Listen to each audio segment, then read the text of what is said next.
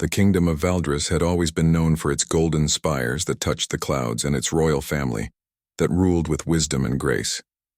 High atop the crystal mountains, the Valdres Palace stood like a jewel against the sky, its walls made of white marble that seemed to glow in the sunlight. For 300 years, the Thornfield dynasty had ruled from this magnificent palace, and their reign had brought peace and prosperity to the land. King Marcus Thornfield was a man who commanded respect wherever he went. His broad shoulders carried the weight of the crown with dignity, and his deep voice could silence a room with just a few words. His wife, Queen Isabella, was known throughout the realm for her kindness and beauty. Her gentle smile could calm the most troubled hearts, and her wisdom in matters of the court was legendary. Together, they were the perfect royal couple, beloved by their subjects and respected by neighboring kingdoms. But it was their son, Prince Alexander, who captured the hearts of everyone in the palace. At just 8 years old, he possessed a quiet intelligence that amazed the court scholars and a gentle nature that endeared him to every servant and guard. Unlike other children his age, Alexander rarely spoke unless spoken to directly. When he did speak, his words were carefully chosen and always meaningful. The palace staff often whispered that the young prince had an old soul, as if he understood things far beyond his years. Alexander spent most of his days in the palace library, surrounded by ancient books and scrolls. His favorite spot was a small reading nook near the tall windows that overlooked the kingdom below. From there, he could see the villages dotting the landscape, the farmers working their fields, and the merchants traveling the winding roads. Sometimes he would sit there for hours just watching and thinking, his young face serious and contemplative. The palace itself was a wonder to behold. Massive chandeliers hung from painted ceilings, casting rainbow light through crystal prisms onto marble floors. Tapestries telling the stories of ancient battles and great victories covered the walls, and fresh flowers from the royal gardens filled every room with sweet fragrances. Servants moved quietly through the halls, their footsteps muffled by thick carpets, while guards in gleaming armor stood at attention at every important doorway. Despite all this grandeur, Alexander seemed most at peace in the quieter corners of the palace. He would often be found in the gardens, sitting beside the fountain and feeding breadcrumbs to the colorful fish that swam in the clear water. The head gardener, an elderly man named Thomas, had become one of Alexander's closest friends. Thomas would tell the young prince stories about the different flowers and plants, and Alexander would listen with rapt attention, sometimes asking questions that surprised the old man with their depth. The royal tutors were constantly amazed by Alexander's ability to learn.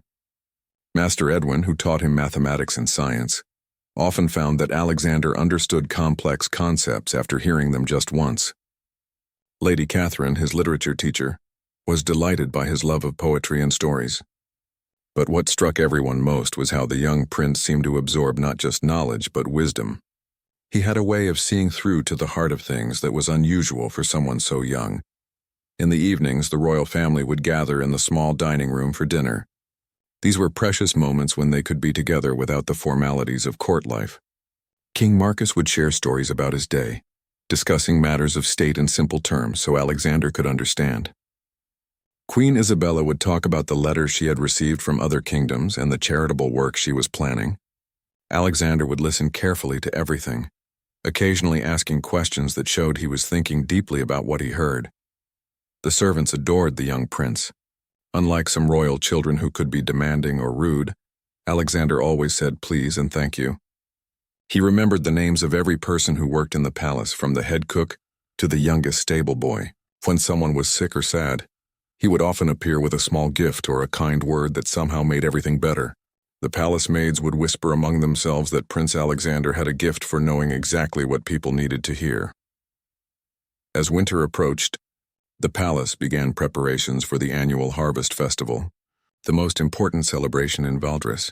This year would be special because it marked Alexander's 9th birthday, and traditionally, royal children made their first formal speech to the kingdom on their 9th birthday. The entire realm would gather in the great courtyard to hear the young prince speak, and excitement had been building for months. Queen Isabella spent hours with Alexander, helping him prepare his speech. She wanted it to be perfect, something that would show the people what a wonderful future king they had in him. Alexander worked diligently on his words, writing and rewriting, but something seemed to trouble him. His mother noticed that he would sometimes stop writing and stare out the window, with a distant look in his eyes, as if he was wrestling with thoughts too heavy for his young mind. The palace buzzed with activity as the festival approached. Decorations were hung in every hall, special foods were prepared in the kitchens, and musicians practiced in the great hall. Everyone was excited to see their beloved young prince make his debut as a future leader. Little did they know that the words he would speak would change everything they thought they knew about their royal family, forever. The morning of the harvest festival dawned crisp and clear, with golden sunlight streaming through the palace windows like liquid honey. The entire kingdom seemed to sparkle with anticipation. From the highest towers to the lowest valleys, people had been traveling for days to reach the capital city, eager to celebrate and to hear their young prince speak for the first time. In the royal chambers, Queen Isabella helped Alexander dress in his ceremonial robes. The deep blue velvet was embroidered with silver threads that formed the royal crest, and a small crown of white gold sat perfectly on his dark hair. But despite looking every inch a prince, Alexander seemed unusually quiet even for him. His mother noticed the way his hands trembled slightly as she fastened the ceremonial cloak around his shoulders. "Are you nervous, my darling?" Queen Isabella asked softly, kneeling down to look into her son's eyes. Those eyes, usually so bright and curious, seemed clouded with something she couldn't quite understand. "It's perfectly normal to feel nervous before your first speech." Alexander looked at his mother for a long moment, and she could see thoughts moving behind his eyes like shadows across water. "Mother," he said quietly, "what if everything we believe about ourselves isn't true?" The question was so unexpected and profound that Isabella felt a chill run down her spine. "What do you mean, sweetheart?" But Alexander had already turned away, moving to the window to look out at the crowds gathering in the courtyard below. Thousands of people filled every available space, their colorful festival clothes creating a tapestry of excitement and joy. Banners fluttered in the gentle breeze, and the sound of laughter and music drifted up to the royal chambers. King Marcus entered the room, resplendent in his formal robes of state. The golden crown of Valdres caught the light as he moved, and his presence seemed to fill the entire space. He was followed by Lord Chancellor William, a tall, thin man with sharp eyes who had served the royal family for over 20 years. Behind them came Sir Gregory, the captain of the royal guard, his armor polished to a mirror shine. "The people are eager to hear you speak, my son," King Marcus said, placing a gentle hand on Alexander's shoulder. "Lord Chancellor William has been telling me how impressed he is with the speech you've prepared." Lord Chancellor William stepped forward, his weathered face creased with what he intended to be an encouraging smile. "Indeed, Your Highness. The words you've written about duty and service to the kingdom are wise beyond your years. The people will be moved by your dedication to following in your father's footsteps." Alexander turned from the window, and something in his expression made everyone in the room grow still. There was a weight in his young face that seemed to age him beyond his 9 years. "Lord Chancellor," he said slowly, "how long have you served my family?" 23 years, Your Highness," William replied, somewhat puzzled by the question. "I began my service when your father was still a young prince himself.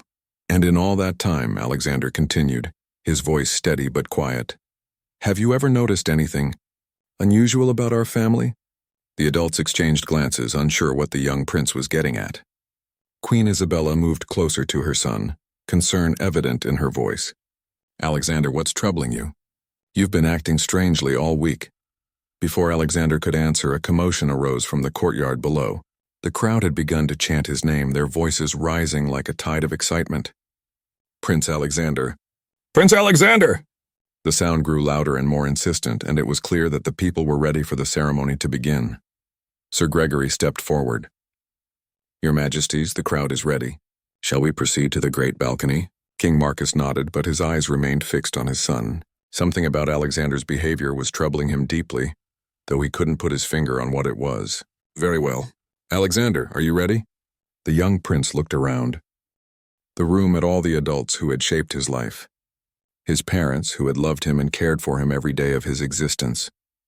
Lord Chancellor William, who had taught him about the history and traditions of their kingdom. Sir Gregory, who had protected him and told him stories of brave knights and noble quests. These people had been his world, his family, his truth. But lately Alexander had been remembering things, strange dreams that felt more like memories. Faces that seemed familiar but didn't belong to anyone in the palace. A woman with kind eyes who sang him lullabies in a language he somehow understood but had never learned. A small cottage with a garden full of wildflowers. These images came to him mostly at night, when the palace was quiet and his mind was free to wander. "I'm ready," Alexander said finally, though his voice carried an undertone that made everyone in the room feel uneasy. The royal party made their way through the palace corridors, past tapestries depicting centuries of Thornfield rule, past portraits of kings and queens whose eyes seemed to watch their procession. Servants lined the hallways, bowing as they passed, their faces bright with pride and excitement. This was to be a day of celebration, a day when their beloved prince would take his first step toward becoming their future king. As they approached the great balcony, the sound of the crowd grew louder. Thousands of voices merged into a roar of anticipation that seemed to shake the very walls of the palace. The massive doors to the balcony stood open, revealing glimpses of the sea of people below, all looking upward with expectant faces. Queen Isabella took Alexander's hand as they paused just inside the doorway. "Remember, darling," she whispered, "speak from your heart. The people love you and they want to hear what you have to say." Alexander squeezed his mother's hand, and for a moment, she saw the little boy she had raised, vulnerable and trusting. But then something shifted in his expression, a resolve that seemed far too mature for his young face. "Mother," he said quietly so only she could hear, "I love you. No matter what happens next, please remember that I love you." Before she could ask what he meant, King Marcus stepped onto the balcony, and the crowd erupted in cheers. The sound was deafening, a wall of joy and celebration that rolled across the courtyard like thunder. Queen Isabella followed, waving to the people who had gathered to honor their family. And then it was Alexander's turn to step into the sunlight, to face the thousands of people who believed they knew exactly who he was. Alexander stepped onto the great balcony, and the roar of the crowd became almost overwhelming. The sea of upturned faces stretched as far as he could see, thousands upon thousands of people who had come to hear him speak. Children sat on their father's shoulders, waving small flags with the royal crest. Women held bouquets of autumn flowers, ready to throw them in celebration. Men cheered and applauded, their voices joining in a chorus of loyalty and love. The balcony itself was magnificent, carved from pure white marble and decorated with golden railings that gleamed in the afternoon sun. Royal banners hung from every pillar, their deep blue fabric rippling in the gentle breeze. Below, the courtyard had been transformed into a festival ground, with colorful ribbons strung between posts and tables laden with food for the celebration that would follow the ceremony. King Marcus raised his hand, and gradually the crowd began to quiet. The silence spread like ripples on a pond, starting from those closest to the palace and moving outward until thousands of people stood in perfect stillness, waiting to hear their future king speak for the first time. "People of Valdris," King Marcus began, his deep voice carrying clearly across the courtyard. "Today marks a special day in our kingdom's history. My son, Prince Alexander, celebrates his 9th birthday. And according to our ancient traditions, he will speak to you now as your future ruler." The crowd murmured with excitement, but quickly fell silent again as the king gestured toward his son. Alexander stepped forward to the golden lectern that had been placed at the front of the balcony. His small hands gripped the sides of the ornate stand, and for a moment, he simply looked out at all the faces staring up at him. Queen Isabella watched from beside her husband, her heart swelling with pride and love. This was the moment she had dreamed of since Alexander was born, the moment when he would take his first step toward the throne that would one day be his. She could see the speech he had written tucked safely in his ceremonial robes, the carefully crafted words about duty and service that would surely inspire the people. Lord Chancellor William stood nearby, his hands clasped behind his back, a satisfied smile on his weathered face. This ceremony would strengthen the bond between the royal family and their subjects, ensuring another generation of stable rule for Valdris. Everything was proceeding exactly as it should, but Alexander made no move to retrieve his prepared speech. Instead, he continued to stand in silence, his young face grave and serious as he looked out at the crowd. The seconds stretched on and people began to shift uncomfortably. Some whispered among themselves, wondering if the young prince was simply overcome with nerves. "Take your time, my son," King Marcus whispered encouragingly, though he too was beginning to feel concerned about the prolonged silence. Alexander turned to look at his father, then at his mother, and finally at Lord Chancellor William. In his eyes was a sadness so deep it seemed to reach into the very core of his being. When he spoke, his voice was clear and strong, carrying easily across the silent courtyard. "I am not your son." The 5 words hung in the air like a physical presence. For a moment, nobody moved. Nobody breathed. The entire kingdom seemed frozen in time, as if Alexander's words had cast some sort of spell over everyone present. Queen Isabella felt the blood drain from her face. Her knees went weak, and she had to grip the balcony railing to keep from falling. "What did you say?" she whispered, but her voice was so faint that only those immediately beside her could hear. King Marcus stared at his son in complete shock, his mouth opening and closing wordlessly. The crown on his head suddenly felt impossibly heavy, and his hands began to tremble. "Alexander," he managed to say, "what are you talking about?" But the young prince continued to look out at the crowd, which had erupted into confused murmurs. People turned to their neighbors asking if they had heard correctly. Some laughed nervously, thinking it must be some sort of mistake or joke. Others stared up at the balcony in stunned disbelief. Lord Chancellor William stepped forward quickly, his political instincts kicking in. This had to be contained immediately, before rumors could spread throughout the kingdom. "Your Highness," he said urgently, "perhaps you misspoke. The people are waiting to hear your prepared remarks." Alexander turned to face the Chancellor, and the man was struck by the adult-like composure in the child's expression. "I did not misspeak, Lord Chancellor. I am telling the truth. I am not the son of King Marcus and Queen Isabella." The words hit the royal family like physical blows. Queen Isabella let out a small cry and covered her mouth with her hands. She felt as if the world was spinning around her, as if everything she had believed about her life was crumbling beneath her feet. "But you are our son," she said, her voice breaking. "I gave birth to you. I held you in my arms when you were just minutes old. I've watched you grow every single day of your life." Alexander's expression softened with genuine pain as he looked at the woman who had raised him with such love and devotion. "I know you believe that, Mother, and I know you love me, but I've been remembering things from before I came to the palace." The crowd below had grown restless, with people calling out questions and demanding to know what was happening. Guards moved through the throng, trying to maintain order, but confusion was spreading like wildfire. Sir Gregory stepped forward, his hand instinctively moving to his sword. His duty was to protect the royal family, but he wasn't sure what he was supposed to protect them from in this situation. "Your Highness, perhaps we should move this conversation inside." But Alexander remained at the lectern, his small figure somehow commanding despite his youth. "The people deserve to know the truth," he said. "I've been having dreams, memories of another life. A woman with brown hair who sang to me in a language I somehow understand. A cottage with a garden full of wildflowers. A life before this palace, before this crown, before this family." King Marcus felt as if someone had driven a dagger through his heart. His son, his heir, the boy he had taught to ride horses and shoot arrows, was standing before thousands of people claiming to be someone else entirely. "These are just dreams, Alexander," he said desperately. "Children often have vivid imaginations. These fantasies mean nothing." But even as he spoke the words, King Marcus felt a cold certainty settling in his stomach. There had always been something different about Alexander, something that set him apart from other royal children. His unusual wisdom, his gentle nature, his way of understanding things beyond his years. And now, looking at his son's face, he could see that the boy was absolutely certain of what he was saying. The palace had indeed fallen silent, but it was the silence of shock and disbelief rather than reverence. Everything everyone had believed about their royal family had just been shattered by 5 simple words from a 9-year-old boy.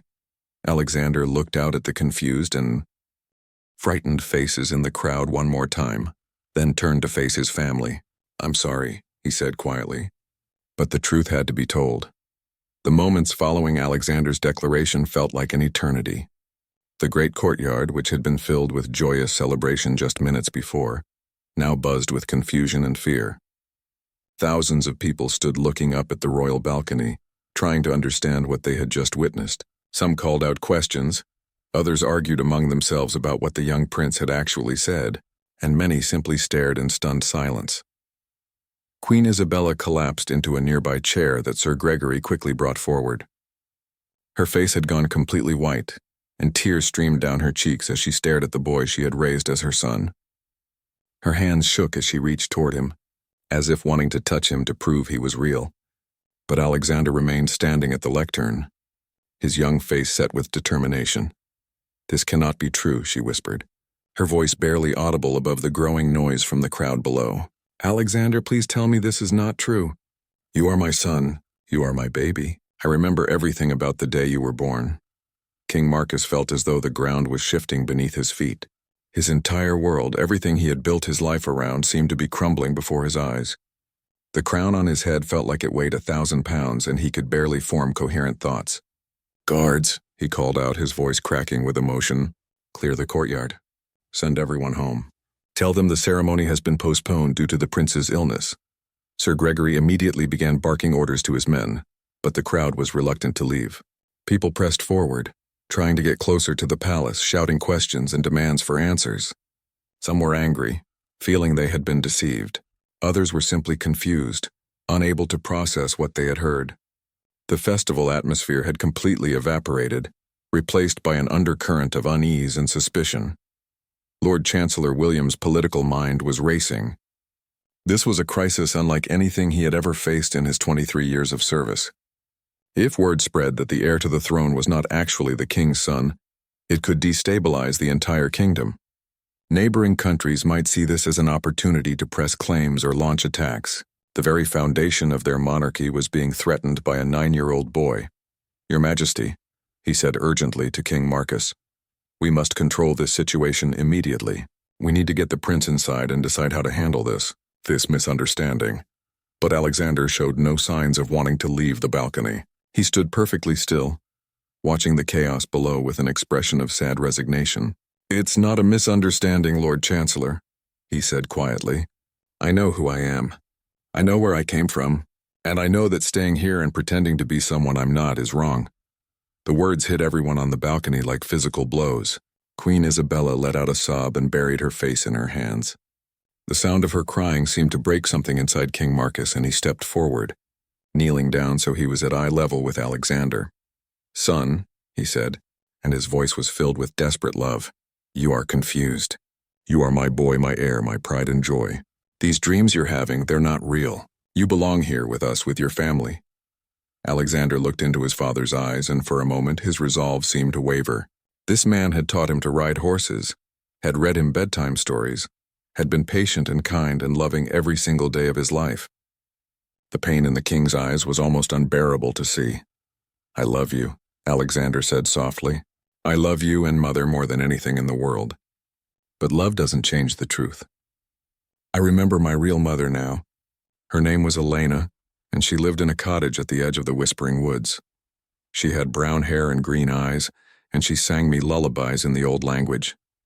She grew herbs in her garden and made healing potions for the village people." The specific details sent a chill through everyone listening. These weren't the vague fantasies of a child's imagination. They were concrete memories, described with a clarity that was impossible to dismiss. "Where is this woman now?"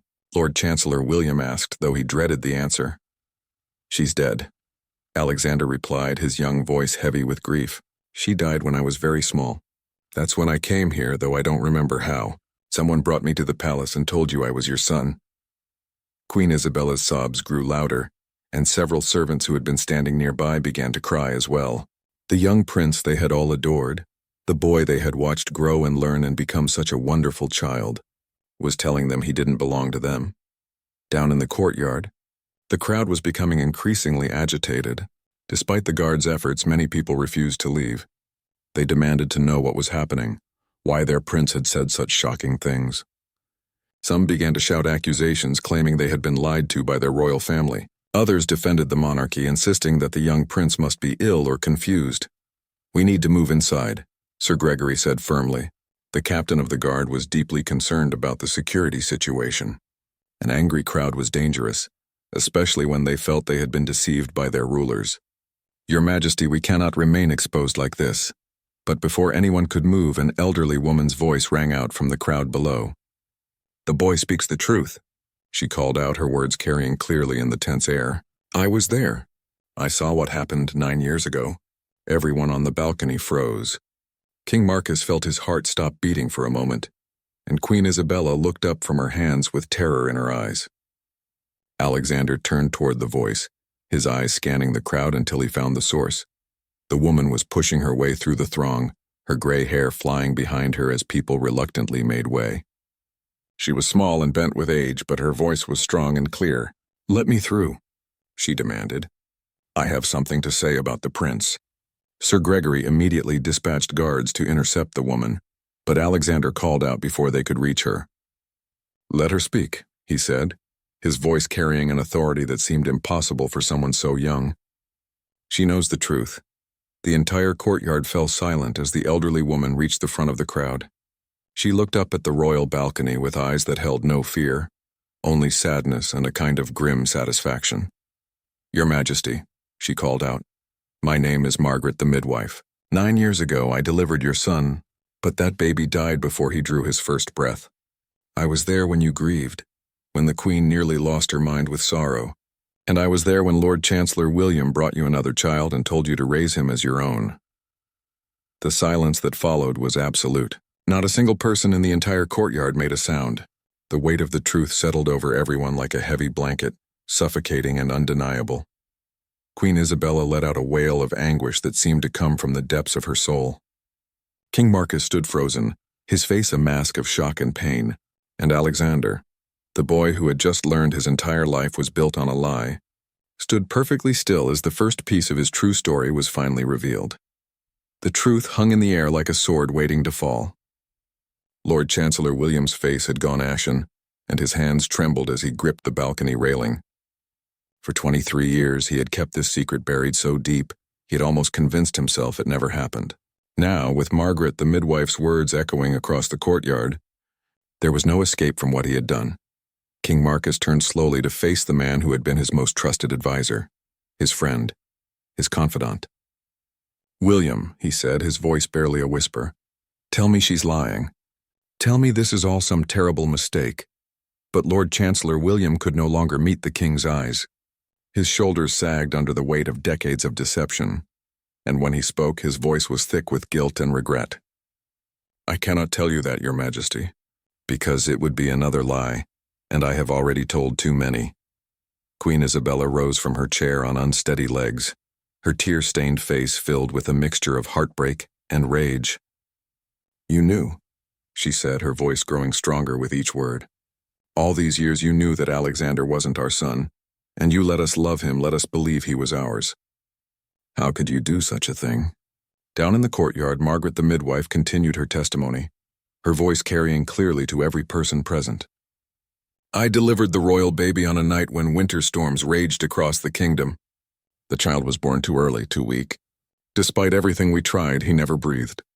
The queen nearly died from grief, and the king was lost in despair."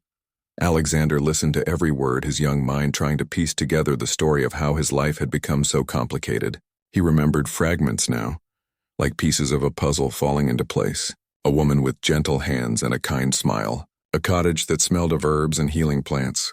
The sound of wind through tall trees and the feeling of being completely loved and safe. "What happened to my real mother?" Alexander asked, his voice cutting through the tension on the balcony. "How did I come to be here?" Lord Chancellor William closed his eyes, and when he opened them again, they were filled with tears. "Elena was a healer," he said quietly. "She lived in a cottage at the edge of the Whispering Woods. Just as you remembered. She was known throughout the region for her knowledge of herbs and medicines. People came from far and wide seeking her help." The crowd below had grown completely silent, hanging on every word. This was no longer just about their royal family. This was about justice, truth, and the fate of a young boy whose entire life had been built on deception. "Elena had a son," William continued, his voice breaking. "A beautiful, healthy boy with dark hair and intelligent eyes. She loved that child more than life itself, but she was poor, living alone after the boy's father died in a hunting accident. Winter was coming, and she was struggling to survive." Queen Isabella sank back into her chair, her hand pressed to her heart. "You bought him," she whispered in horror. "You bought our son from a dying woman." "No," William said quickly, turning to face her with desperate eyes. "It wasn't like that. Elena was already dying. She had fallen ill with a wasting disease that no medicine could cure. She knew she had only weeks left, and she was terrified of what would happen to her son. She had no family, no one to care for him after she was gone. Alexander felt a deep ache in his chest as he listened to the story of his mother's suffering. "She gave me a way to save me," he said, understanding beginning to dawn in his young mind. "She came to the palace herself," William continued, tears streaming down his weathered face. "She had heard about the royal baby's death, about the queen's terrible grief. Elena was desperate and she made an impossible choice. She begged me to take her son and present him to the royal family as their own child. She said she would rather know he was safe and loved in the palace than risk him starving or freezing to death in the woods." The story was almost too painful to bear. King Marcus felt as though his heart was being torn apart. For 9 years he had loved Alexander as his own son, and those feelings were real regardless of blood. But knowing that this love was built on the suffering of a dying mother and the desperation of his most trusted advisor, created a pain unlike anything he had ever experienced. "Why didn't you tell us the truth?" Queen Isabella demanded, her voice raw with emotion. "Why didn't you let us choose whether to help the child honestly instead of living this lie?" William's shoulders shook with sobs. "Because I knew you would have helped him anyway. You would have taken him in, raised him, loved him. But I also knew that eventually questions would arise about the succession, about bloodlines and legitimacy. I thought if everyone believed he was truly your son, he would be safe forever. I thought I was protecting him." "But you weren't protecting him," Alexander said quietly, his young voice filled with wisdom beyond his years. "You were protecting yourself. You were afraid that if the truth came out, you would be blamed for the deception." The accuracy of the observation stunned everyone present. Even at 9 years old, Alexander could see through to the heart of the matter, with a clarity that was both impressive and heartbreaking. "You're right," William admitted, his voice barely audible. "I was afraid. I thought about telling the truth so many times over the years, but the longer I waited, the more impossible it became. And as I watched you grow, watched you become such a wonderful child, I began to convince myself that it didn't matter anymore. You were happy. Your parents loved you. The kingdom adored you. I told myself that the truth would only cause pain. But the truth is causing pain now," Queen Isabella said, her voice filled with anguish. "And it's worse because we've lost 9 years of honesty. We've built our entire life on a foundation of lies." Down in the courtyard, Margaret the midwife called out again. "There's more you should know," she said, her voice carrying clearly to the balcony. "Elena didn't just give up her son randomly. She chose your family specifically because she believed in your goodness. She said she had watched from afar and knew that King Marcus and Queen Isabella would love any child as their own. She died believing she had given her son the best possible life." Alexander felt tears running down his cheeks for the first time since he had stepped onto the balcony. His real mother had sacrificed everything for him, had given up the most precious thing in her life because she loved him enough to want him to survive and thrive. And the people who had raised him had loved him completely, even though they now knew he wasn't truly theirs. "What happens now?" he asked, looking around at the adults whose world he had just shattered with 5 simple words. The question hung in the air, heavy with implications. A kingdom waited for answers. A royal family struggled with the truth. And a 9-year-old boy stood at the center of it all, no longer sure where he belonged or who he was supposed to be. The days following Alexander's revelation were unlike anything the kingdom of Valdris had ever experienced. News of the prince's shocking declaration spread like wildfire throughout the realm and beyond. Messengers rode hard to neighboring kingdoms, carrying reports that would change the political landscape forever. In the palace behind closed doors, the royal family struggled to understand what their future would hold. King Marcus had barely slept since that terrible day on the balcony. He paced the floors of his private chambers, his crown sitting forgotten on a table while he wrestled with impossible decisions. The kingdom needed an heir, but Alexander was not his blood.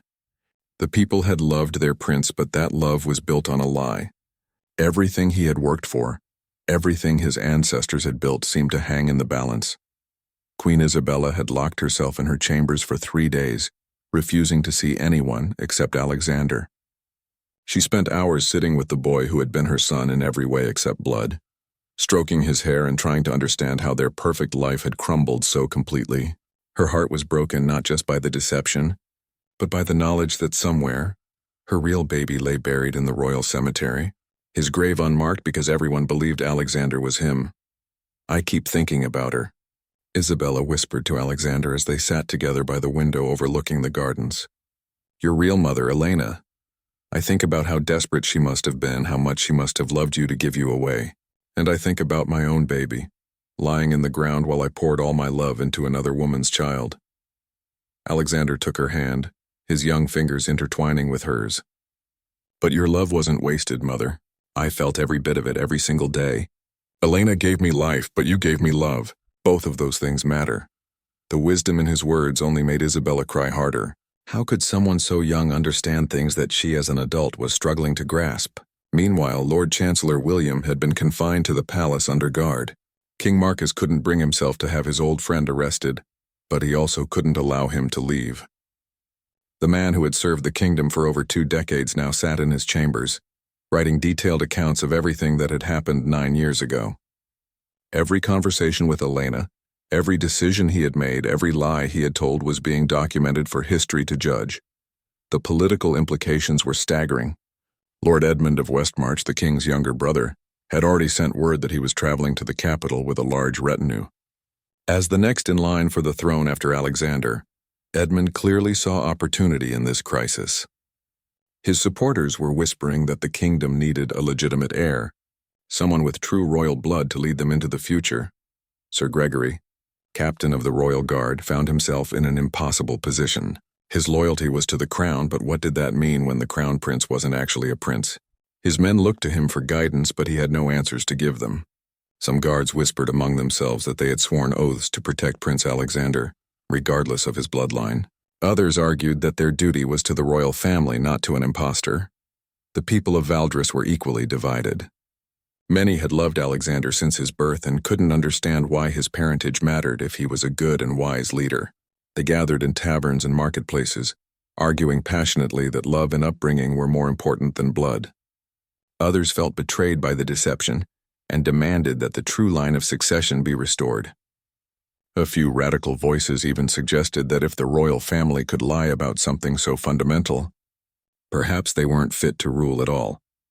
In the great council chamber, emergency sessions were held daily as the kingdom's advisors tried to chart a path forward. Lord Commander Hayes of the army reported that the borders were secure, but neighboring kingdoms were watching the situation with great interest. Duke Richard of Eastport worried about trade relationships and economic stability. Master Roland of the Treasury calculated the costs of a potential succession crisis. The law is clear, announced Master Geoffrey, the kingdom's chief legal scholar, as he addressed a packed council chamber. The crown passes through bloodline. If Prince Alexander is not the king's son, he cannot inherit the throne. But what about adoption? Countered Lady Margaret, the queen's advisor. In common law, adopted children have the same rights as blood children. Why should the crown be different? Because the crown is not common law, Master Geoffrey replied firmly. Royal succession has specific rules that have governed this kingdom for 300 years. We cannot simply change them because it suits our current situation. Alexander himself had become the most composed person in the entire palace. While adults argued and wept and raged around him, he remained calm and thoughtful. He spent his time in the library, reading about the history of Valdres and the laws of succession. He studied the portraits of past kings and queens, trying to understand the weight of the responsibility that everyone believed should no longer be his. One evening, as rain pelted the palace windows, Alexander made his way to his father's study. He found King Marcus slumped over his desk, staring at official documents that required his attention, but seemed meaningless in light of recent events. "Father," Alexander said softly, "may I speak with you?" King Marcus looked up, and Alexander was shocked to see how much the man had aged in just a few days. His eyes were red-rimmed from lack of sleep, and his usually perfect posture had given way to the slump of defeat. "Of course, my boy," Marcus said, gesturing to a chair beside his desk. "Though I'm not sure I'm fit company for anyone right now." Alexander sat down and looked directly into his father's eyes. "I've been thinking about what we should do. About the kingdom, about the succession, about what's best for everyone." "And what have you concluded?" Marcus asked, though he seemed almost afraid to hear the answer. "I think I should leave," Alexander said quietly. The words hit Marcus like a physical blow. "What? No, absolutely not. You are my son, blood or no blood. This is your home." "But I'm not your legal heir," Alexander replied with startling maturity, "and my presence here is causing chaos." Uncle Edmund is coming to press his claim. The people are divided. The kingdom is unstable. Maybe if I remove myself from the situation, everyone can heal and move forward." Marcus stood up abruptly, knocking over his chair. "I will not lose you," he said fiercely. "I've already lost one son. I will not lose another." "You won't lose me," Alexander said gently. "I will always be the boy you raised, the son you loved." But sometimes love means letting go when it's the right thing to do. Outside, thunder rumbled across the kingdom, as if the very heavens were reflecting the turmoil in the hearts of those below. The storm that had begun with 5 simple words was far from over, and no one could predict where it would ultimately lead. But in that study, as father and son looked at each other across a gulf of pain and love and impossible choices, both knew that whatever happened next would change their lives forever. 3 months after that fateful day on the great balcony, the kingdom of Valdris had found its way to an unexpected resolution. The solution came not from the debates of learned scholars or the machinations of ambitious nobles, but from the wisdom of a 9-year-old boy who understood that sometimes the greatest act of love is sacrifice. Alexander's proposal to leave the palace had sparked the fiercest argument of King Marcus's life. For days he and Queen Isabella had refused to even consider such a thing. But as Uncle Edmund arrived with his supporters, as the kingdom continued to fracture along lines of loyalty and law, and as Alexander himself began to show signs of the tremendous stress he was under, a different path began to emerge. It was Queen Isabella who first suggested the compromise that would eventually save them all. "What if," she said during one of their private family meetings, "we tell the truth to everyone, but we also give them a choice?" The plan that emerged was unprecedented in the history of Valdris. King Marcus would address the entire kingdom, revealing the full truth about Alexander's origins and the deception that had been maintained for 9 years. But rather than simply declaring Lord Edmund the new heir, they would ask the people themselves to decide who should lead them in the future. The Great Assembly was held on the first day of spring, with representatives from every village, town, and city in the kingdom gathering in the capital. Never before had the common people been asked to have a voice in choosing their ruler. But these were extraordinary circumstances that called for extraordinary measures. Alexander stood beside his parents on a platform erected in the main square, facing thousands of people who had come to hear their fate decided. He wore simple clothes rather than royal robes, and no crown sat upon his head.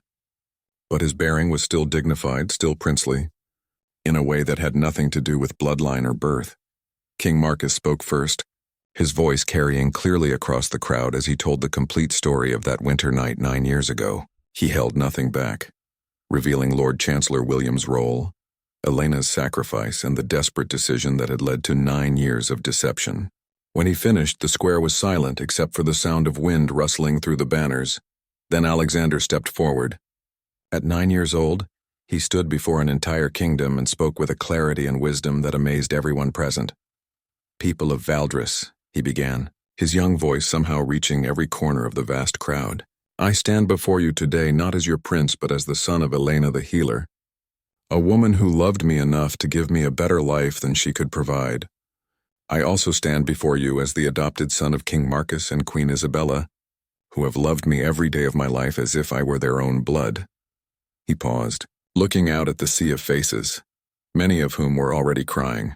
"You must choose what kind of kingdom you want to be. Do you want to be a kingdom ruled by blood alone, where only those born to privilege can lead? Or do you want to be a kingdom where love, wisdom, and service to others matter more than the circumstances of birth?" The crowd stirred, murmuring among themselves as they considered his words. "If you choose blood," Alexander continued, "then my Uncle Edmund should be your king, and I will step aside with gratitude for the years I was allowed to be part of this royal family. But if you choose to create something new, something different, then perhaps you will allow me to earn the right to lead you not because of who my parents were, but because of who I choose to become." What followed was 3 days of debate unlike anything the kingdom had ever seen. In town halls and village squares, in guild halls and marketplaces, the people of Valdris discussed and argued and ultimately decided their own fate. The vote, when it came, was not even close. By an overwhelming margin, the people chose Alexander. They chose love over blood, wisdom over birthright, and hope over tradition. They chose to create a new kind of monarchy, one that would be judged not by ancient lineage but by service to the kingdom and its people. Lord Edmund, to his credit, accepted the decision with grace.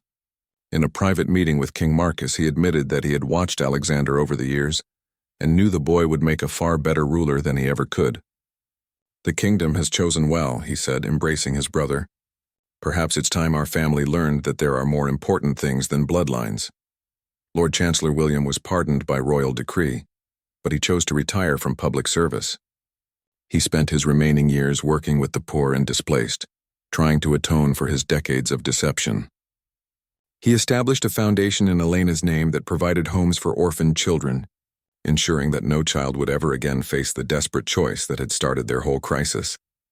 Alexander's coronation as crown prince was held on his 10th birthday, exactly 1 year after the revelation that had changed everything.